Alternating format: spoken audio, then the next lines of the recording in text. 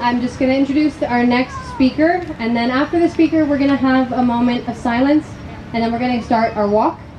I would like to invite up next someone who is another huge advocate and is himself a survivor. He is the author of Surviving Bethel and one of the leaders of the Bethel documentary group. He also happens to have been our very first Breaking Code Silence video and really helped us start this movement by being brave enough to be the first to speak. I would like to invite up Alan Knoll.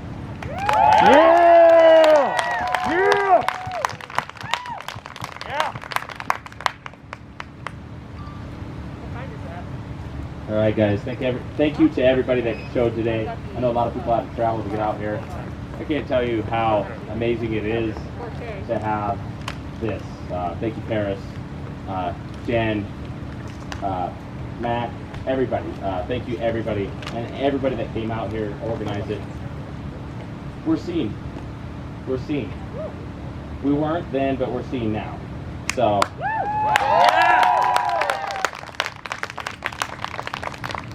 This wasn't part of what I was going to say, but, Jen just came up here and had everybody raise their hands. And I've been talking about this kind of stuff for a while and sharing my story. But, boy, I don't know about you guys, but that was pretty emotional, seeing everybody raise their hands to all that. And I've been doing this a while, and so trying to bring awareness. And I'm sorry that all of you guys had to witness that or be victims of that. So let me dive into this real quick. I should have introduced myself first, but she did. So anyway, my name's Alan Knoll. I am a survivor. I went to Bethel Boys Academy at the young age of 10 years old. I was in programs from the age of 10 to 15. I wrote the book, Surviving Bethel. I'll get into all the details about all that. So if you don't know me or don't know my story, you can check it out there. I walked you through it of what it was like at that age and the trauma and all that kind of stuff. But I think for all of us, being dropped off, no matter what age you were, was one of the most traumatic experiences everybody went through. Whether you're picked up in your home by whatever you want to call them, I won't even name what they are, or you were dropped off by your parents, that in and of itself was traumatic. Am I right? Yeah. So for me, at 10 years old, nobody came and got me out of my house. I couldn't imagine what that'd be like, so I'm sorry if that happened to any of you. But I was taken there by my mother and left with strangers in Lucedale, Mississippi, and where they talked funny and ate, or different, say funny, but they talked different and ate different foods and totally different environment from Seattle, Washington to Lucedale, Mississippi. And so, but being abandoned by my mother at 10, or being abandoned, whatever age you guys were, was in and of itself traumatic. And to go to these programs, I'm just going to speak on Bethel, but I'm sure all of you guys had your own trauma, whether it was solitary confinement, whether it was not being able to talk to people, whether it was lack of letters uncensored out to your parents or family or phone calls. We all suffered in that Bethel Boys Academy. I encourage you guys to look at it. It's a pretty crazy school. A lot of abuse, physical abuse. It's all public. I mean, self-admitted.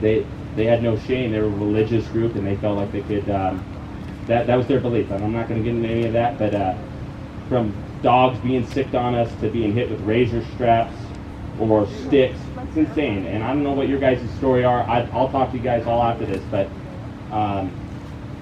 that extra trauma that you went through, whether it was solitary confinement or whatever, just added to your guys' abuse. So let me look at my notes because I'm kind of wandering.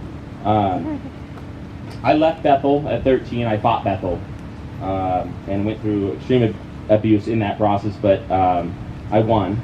And I thought I was going to go home, and went home and was again abandoned by my parents and sent to Agape boarding school for 2.5 years. Agape was different. It was more mental abuse, but nonetheless pretty crazy. I think my story matches a lot of your guys's. Yes, thank you.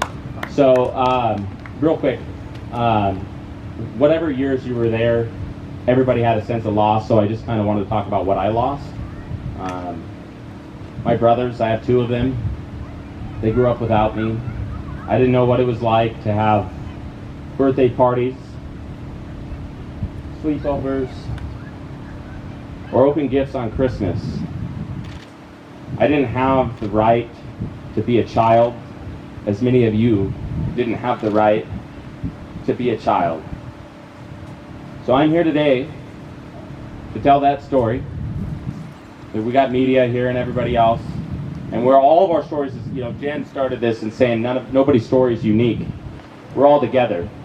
And so I want to say this in wrapping up, and then, I see media here. When we're all survivors over here, but I see media. We're here today to be heard. This is not new. We are here to hold our government to account. We need you guys to join us. You are the ones that can do the most in making our government act. We need regulations. We need oversight. We need answers of why our youth continue to go through this. I ask that everybody be peaceful. Everybody's cool. I think I walked through here. Everybody's really cool.